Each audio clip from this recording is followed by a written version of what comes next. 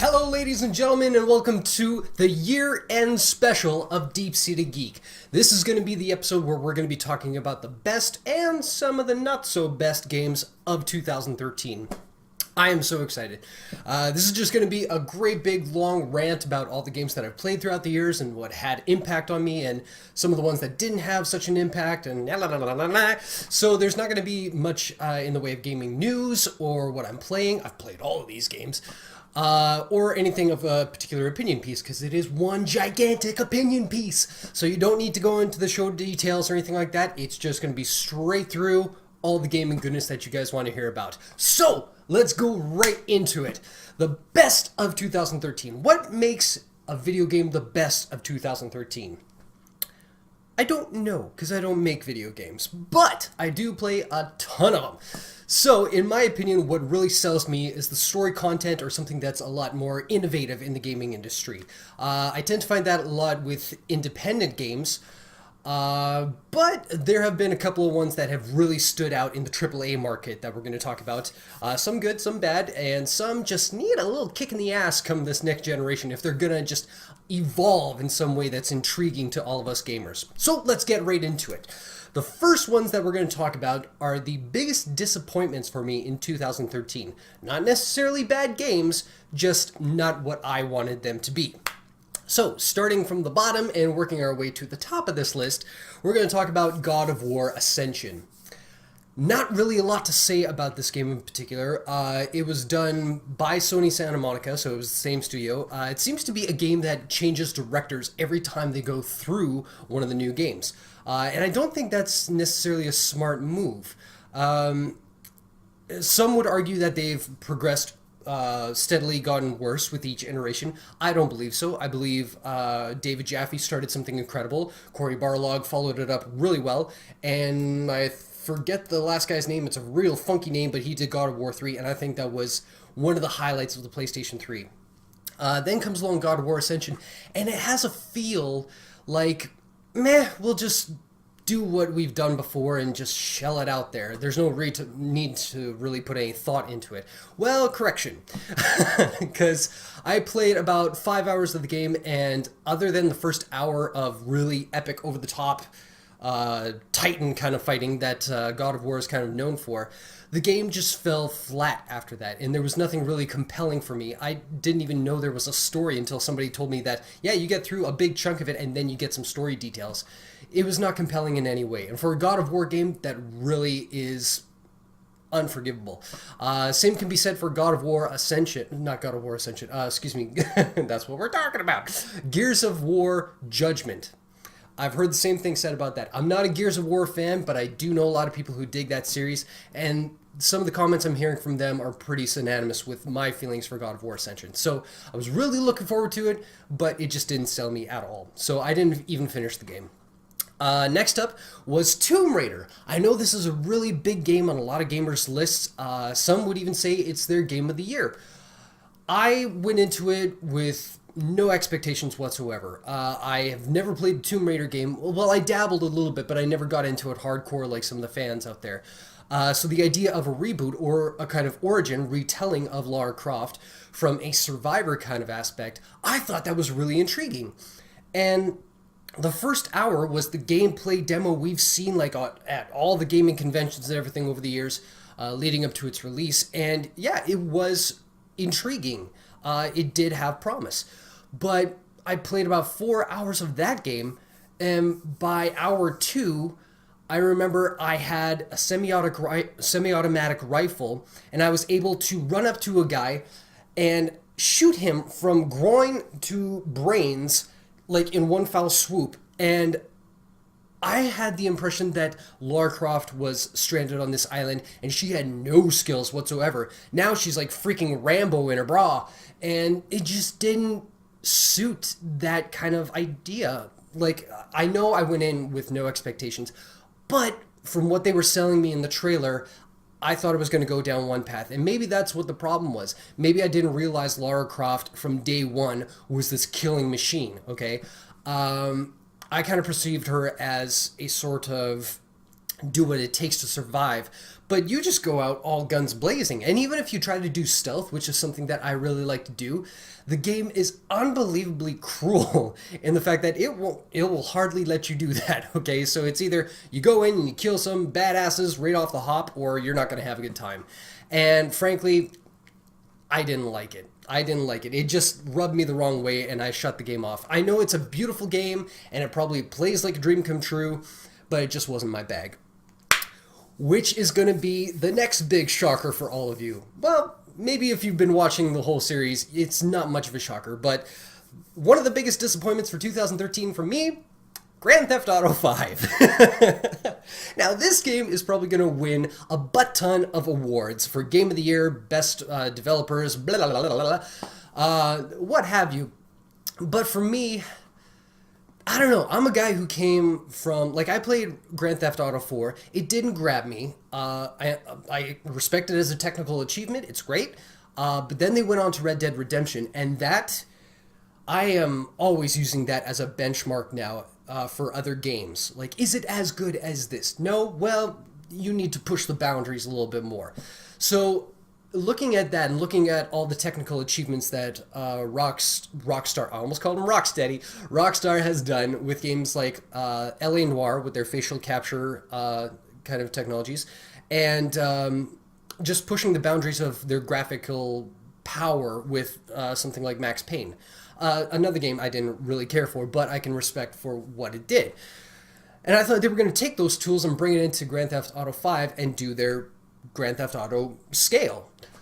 I didn't know that I was going to hate every single character, and that if there was a narrative, it was so just cynical and brash, and there was nothing appealing about the characters for me. I can respect that you can do so many things in this given world, but when you're giving not only one, but three entire narrative campaigns that you could play through, 3 different characters you can be throughout the entire game, that's huge in story, and not a single one of them I can relate to. You know, I understand it's Grand Theft Auto, and I should expect to be going around gang-banging people and running over hookers in cars and doing drug busts or drug deals or however you want to play it, but I thought there would be a little bit more care taken to the story coming from something like Red Dead Redemption. I thought Rockstar maybe matured a little bit, and this feels like they've regressed into their teenage, you know, I get it, that's why they made their business, you know, like doing the San Andreas hot coffee kind of stuff, and they want to keep the controversy up, so they need to squirrel away that kind of thing to get the giggles. But I expected a little bit more from them.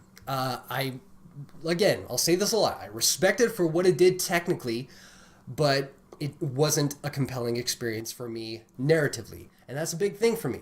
And I can't really get into the gameplay if I am not able to envision myself as the characters I'm playing. Nathan Drake, you would want to be a Nathan Drake. Tomb Raider, for the most part, you know, the old school Lara Croft. Who wouldn't want to be Indiana Jones in a bra, you know? And I'm saying that semi-joking, but semi-seriously. So I'm just saying it, apparently. But yeah, there was nothing about the characters in Grand Theft Auto 5 that I wanted to be a part of. I have never wanted to live out the fantasies of a gangbanging thug, okay? So, Grand Theft Auto 5, sorry, you didn't sell this guy. But the biggest disappointment in all of 2013 for me was Batman Arkham Origins. I said before the game was released that I thought if you just gave me Arkham City, but with new missions and new trophies to go and find, it would be a dream come true. That is not true at all. This game did nothing new, which is what I thought, but it almost felt like they took a step back. Arkham City was filled with so much detail and so much character and so much effort into this world, and it feels like Arkham Origins, they covered it all with snow just to cheap out from doing any real hard labor, you know? The gameplay itself, still fun, so there's nothing different about that. But when you look at it from a narrative, again, you got to think, okay, this is before all the Batman Arkham games. This is the first one, technically. So why does Batman have all these gadgets that are way more powerful than anything in the following two games? Why is Batman just as capable, if not a better fighter than the next two games? Just all these kind of questions, and it just baffled me. And there was nothing interesting about any of the villains that they put you up against. Bane, you fought him before, but now you're fighting him before he became all Titan-like, and Adonis. Joker, you're meeting him for the first time. And here's something else. They changed the voice actors for these characters. And I understand you want a different tone and different timbre and all that kind of stuff. But the fact of the matter is that both the people who played Batman and Joker respectively were doing their best impressions of Batman and Joker from the other Arkham games. So it seems kind of redundant, Like, at least do something new with the character if you're going to bring in a new actor. Let them play around a little bit.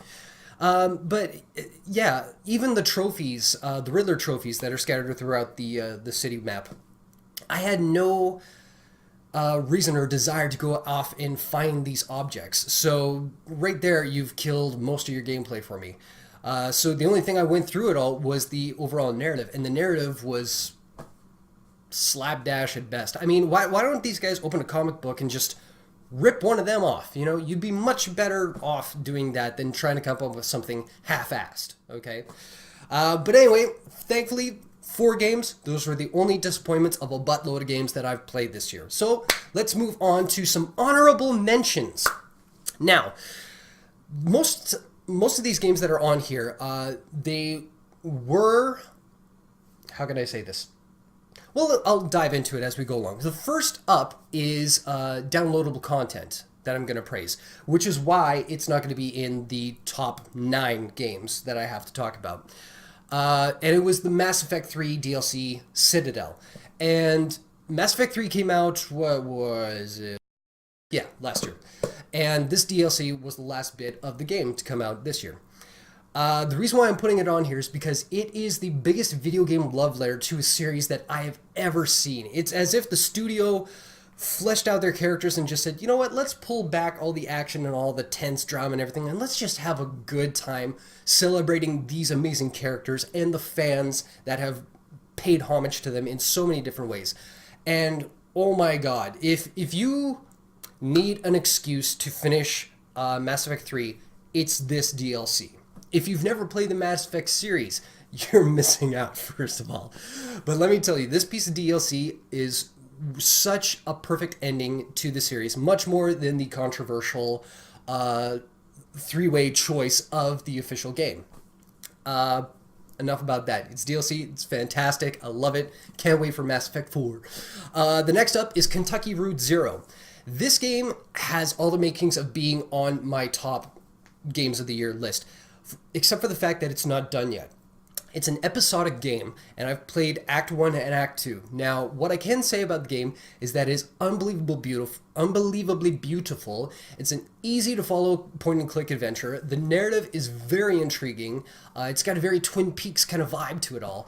But the fact that it's not done yet means I can't give you my final thoughts on the whole thing, or give an opinion on it as a whole. So when that is done, I will probably leave it in my best of 2014 list, if it makes the list. The same can be said about The Wolf Among Us. I am a huge fan of the Fables comics, and so when Telltale, one of my favorite developers right now, said that they were going to be making an episodic game of Fables, based around Bigby Wolf, who is the most badass character in all of comics, he's neck and neck with Wolverine. That's how good this guy is in the comics. But again, brilliant game. I've loved episode 1 so far. Episode 2 should be coming down, I think, by the end of this year. And I can't wait. I'm rabid for this kind of game. But again, it's not finished, so I can't give an opinion as a complete work because it's not done. So when it is done, I will come back to it. And as I play through all the episodes, I'll probably do shows about that as well. But there you go. Honorable mention to The Wolf Among Us. And the last, and this is the hardest one, this is the hardest pill for me to swallow, is that on my honorable mentions list is the Stanley Parable. Now, I know a lot of you are saying, why, are you crazy? How could this not make your top games of this year? It's because this game came out a year or two ago. I'm not sure if it was 2012 or 2011, but it did come out way before. What we have now is the final product, okay? And I know it's kind of a contradiction with what I was talking about with the other ones. Those aren't finished. This one is finished. But the game as a whole was completed a year or two ago. And now it's just going with a fresh coat of paint, so to speak. But had I played it the year it came out, it would definitely be in my top 10 games of all time. Not of all time, of that year. But with that, that's not knocking the Stanley Parable at all. I swear to God, if I put this in my top games this year, it would have easily been in the top 3, I believe. That's how amazing the Stanley Parable is. And it's completely impossible for me to describe exactly how this game plays. There is an episode of DeepSeededGeek that I did where I talk about it a little more in depth and hopefully a little more coherently than I could right now. So Stanley Parable, that breaks my heart that you didn't make it in the list, but technicalities, we gotta stand by the technicalities. Otherwise you'd be nominating movies for Golden Globes that didn't even fucking come out yet. That's a whole nother rant. I know this rant well. You know this rant well. But let's get on to the big event. I have 9 games that made my best of 2013 list. So we're going to go from the bottom and work our way up to the top.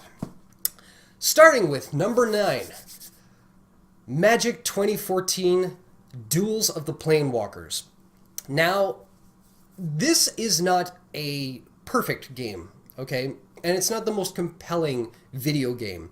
What it is my introduction to Magic the Gathering. I have never played Magic the Gathering. In fact, I was kind of scared off by the kids who played Magic the Gathering in high school. And when friends of mine outside of work, or even at work, they suggest that I play this game, I kind of cringe because I was, brought back to that high school kind of affair. And I'm like, I don't think that's my kind of thing. Then comes Magic 2014, and I thought, okay, it's on sale, I'll give it a try, see what this Magic the Gathering thing is all about, and holy crap, that is a really good game, okay? Not exactly the video game. The video game is just my intro drug to the card game that has taken over the world by storm. Now I get it. Now that I've played a little bit of it, I keep going back every so often and going, oh, I got an hour to kill, I'll play some Magic online. And it's fantastic. It's so simple to get an idea of how to play it, and then it just adds on top of it, and then you get skills, and then you start seeing like, oh, I bet you he's got this, so I can do that, and this will take out that guy, and blah, blah, blah. And then all the strategy kind of stuff falls into play. And it's such a basic card game. It can be as easy as you want and as difficult as you want, as any Magic the Gathering fan will tell you. So just for being the video game that introduced me to a much larger gaming world out there, Magic 2014 got on my list at number 9. Number 8 is Beyond Two Souls. Now, this game was not one of the highest praised games of this year, for sure. And yeah, you could stand back and see why. It doesn't play like your typical video game. It is much more like a visual novel that you can interact with. And I don't have a problem with that. I've played Heavy Rain to like platinum achievement kind of thing. And going from that into Beyond Two Souls, I kind of knew what to expect.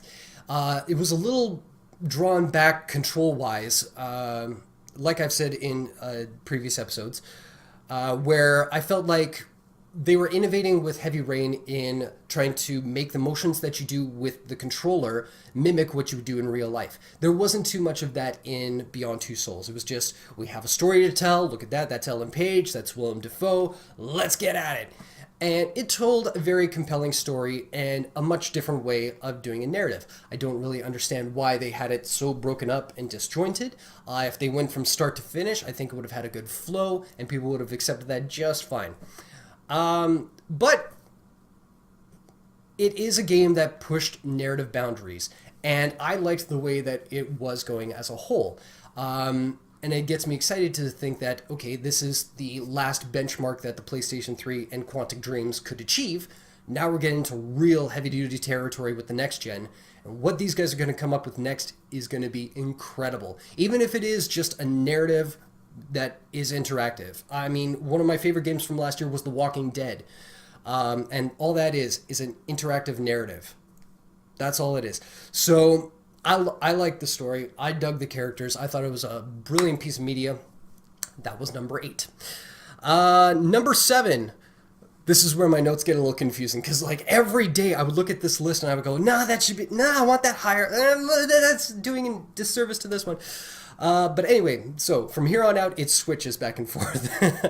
But my number 7, I put Outlast. Outlast was a scary as fuck kind of game that was teased for a year or so.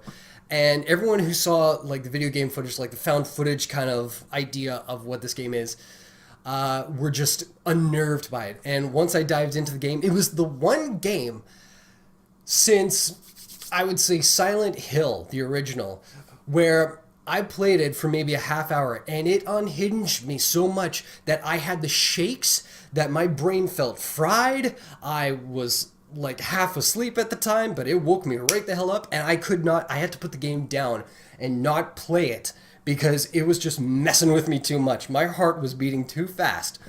And they kept it relatively good through, like the scares relatively balanced throughout the rest of the game, you know. They came up with different kind of tense scenarios, different kind of jump scares, and even though the narrative was a little, you know, it still made for a very decent game. And the fact that it was done by an independent studio, it's really impressive. So if you're looking for a good scare, best scare of 2013, Outlast. I almost forgot the name of the game for a second there. At number 6, here's where the arrows start going. This one, no that one, no this one. Number 6 was Brothers, A Tale of Two Sons. This game will not wow you in the graphical detail department. Let's try real English. But what it does, it takes a very powerful engine like the Unreal Engine 4 and makes the world that you're in much more expansive. And that's just the visual part of it. Where the real heart and soul of this game comes from is its control mechanics. Half of your controller controls one of the characters, the other half of your controller controls the other character. And together, you work in tandem to solve puzzles and get through places. And it was a very emotional attachment that you have with the control mechanics. Playing the game, the characters, you do have an affection for them and you want their story to progress and you want all things to happen, everything to happen. You want a happily ever after kind of story. And being a grim fairy tale kind of story, you know, things are going to go awry in that department. But it was the first game that ever, I think, where the control mechanics hit me in the warm and fuzzies just as much as the character and the narrative did. It's a short little game, and I can't wait to see what else this developer comes up with, because I think these are going to be some people who are going to push common elements of video gameplay and how we interact with it into a new kind of medium. So I'm looking forward to that. So Brother, A Tale of Two Sons, check that out. Definitely worth your time. Number 5 was a game I played just this past week, The Swapper. Now, I'm going to do a opinion piece on my first overall experience with the game in a future episode of DeepSeededGeek. But what I can tell you about this game is it's absolutely gorgeous. What they did for the art style was that they did all the sets and all the pieces of the game in clay. Okay, so they animated it in clay, scanned that in digitally into the computer, and used those textures as the backdrops and characters for the entire game. And it is just breathtaking to see what they come up with in these environments. I don't know if that was an easier way to go about it, or they just wanted to do it, difficulty be damned kind of thing, but it paid off in a big way. This is one of the most unique looking games I've ever seen out there in this whole generation. That alone would put it on the list. But the puzzle mechanics. I love me a puzzle game like Portal and all those kind of things, and Super Meat Boy, love it. And the Swapper is in good company. Okay, pretty much the idea is that you have a gun. And you're abandoned on this space station, and you need to get from point A to point B kind of thing. How you do that is you use clones of yourself to interact with different things to let you go through. So say there's a platform where there's a button, but you can't get to it from down below. You use your cloning gun to make a clone on that portal, on that platform, which will allow you to go through.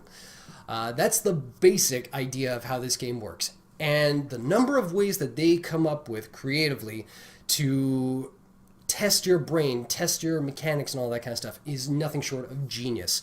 And then they have a killer narrative on top of it, which will make you question so many things. You will have feels like you've never feeled before, okay? Which is what I will talk about in a future discussion with DeepSeededGeek.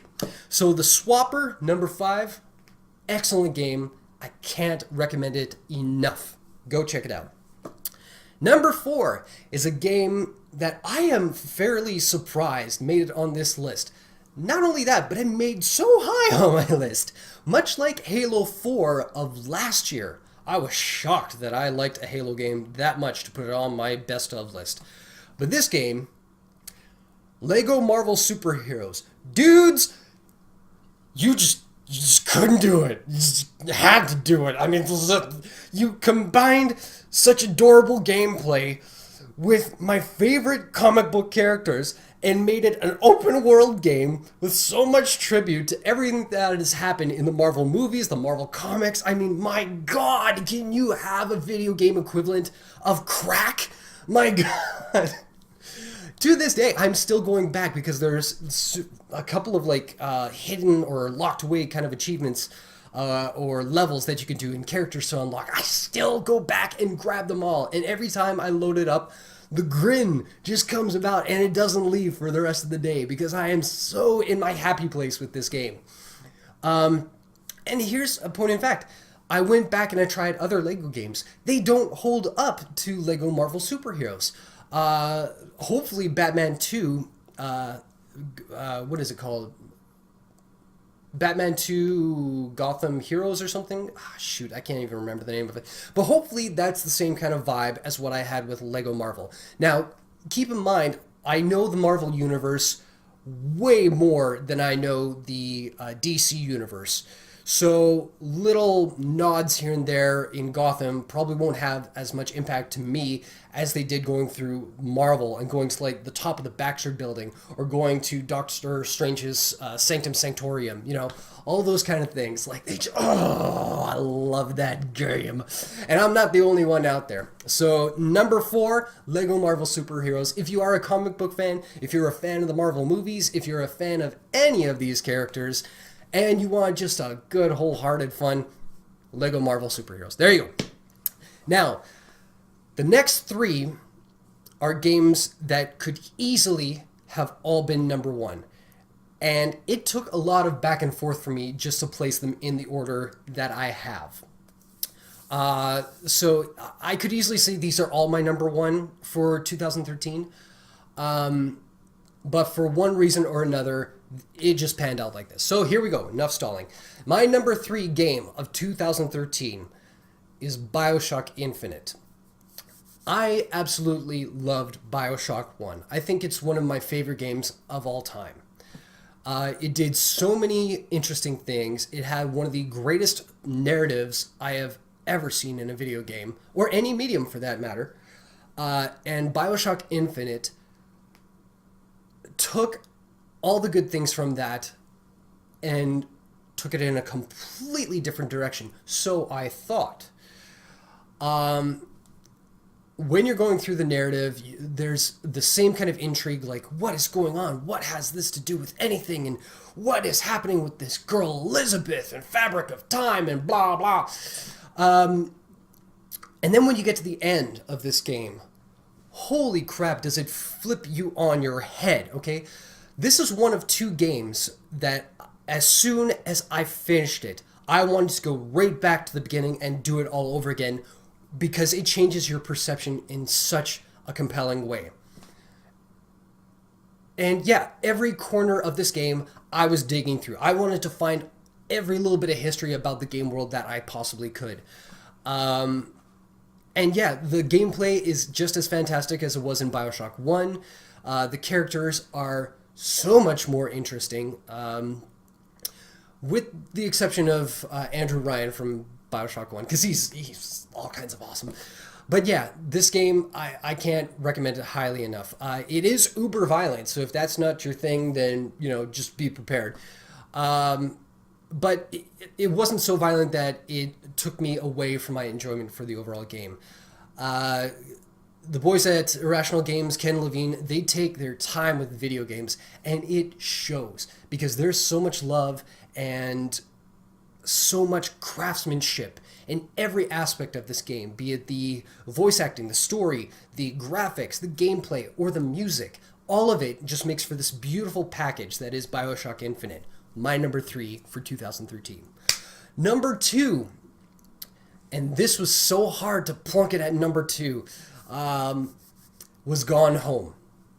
One of the best independent games I have ever played. They're much like The Walking Dead, much like Beyond Two Souls. It is a point-and-click adventure game. There's not really a lot of gameplay more than piecing together a narrative, okay?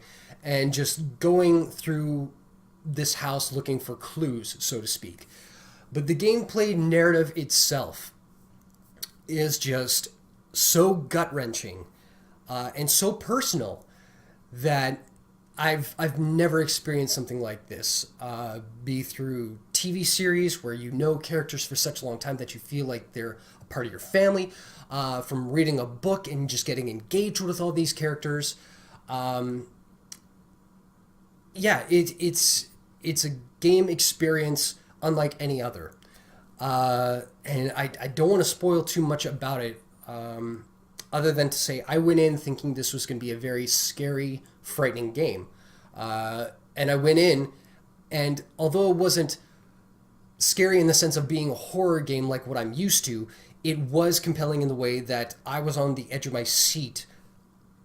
And yeah, I could go on and on about this game, but I'm going to try and keep it brief. Gone Home is just a game that I think every gamer needs to play, whether you're into independent games or not. I believe that this is a game that could inspire non-narrative gamers to become narrative, or at least appreciate the narrative medium of video games. So that's the highest praise I can say for Gone Home, I think. My number 1 pick of 2013, though, goes to The Last of Us. I tried to drag it out. Now, I am a huge fan of Naughty Dog. I have played all the Uncharted games multiple times. So when they said they were coming out with a sort of post-apocalyptic, almost zombie game, I was leery at first, but I had faith. And oh my god, did that pay off. 2 of the most compelling characters in video game history are in this game. An outstanding supporting cast from every minor character. It plays on every single, much like The Walking Dead, which is high praise, it plays on every aspect of what you would do given this situation, okay? So it tells me that they really thought out this entire process. They didn't just think of a game saying, okay, let's have a fun, funky way to go from point A to point B. No, every step of the way, it feels like there's meaning and purpose behind it. It is a beautiful, like jaw-dropping, you can't believe that's not real kind of video game. And again, much like Bioshock Infinite, I went through every avenue of this game, every corner, every nook, every cranny. I got every little in-joke from Ellie and Joel there. It was just another game where as soon as it was done, I wanted to go right back to the beginning and start it up again. which I did for a little while, and mostly because I wanted to do the trophy stuff, but because I didn't want to say goodbye to these characters. I cannot wait for the story DLC that's coming out, and I cannot wait to hear what is going to be down the pipeline for this game, because it is going to be a series. Not much else I can say. If you look to episode 1 of season 2 of Deep Seeded Geek, I gush about this game for a good long while. So if you want to hear my extensive thoughts about The Last of Us, the #1 game of 2013 in my opinion, you can check that out as well. And there you go, ladies and gentlemen. Those are my best video games of 2013. Now, if you have some games that you thought were extremely compelling to you that you think I should be playing, leave suggestions in the comments below, because I love getting recommendations from all you guys. If you have an opinion on any of these games, please leave that in the comments below, and we can go one-on-one, talking back and forth, because I love conversation with you guys on here. It's just, it's why I make these videos. I love it. So thank you very much for watching this. Thank you for joining me back again in 2013, and we will see you all in the new year, 2014. Until then, happy holidays. We'll see you soon on Deep Seeded Geek. Take care.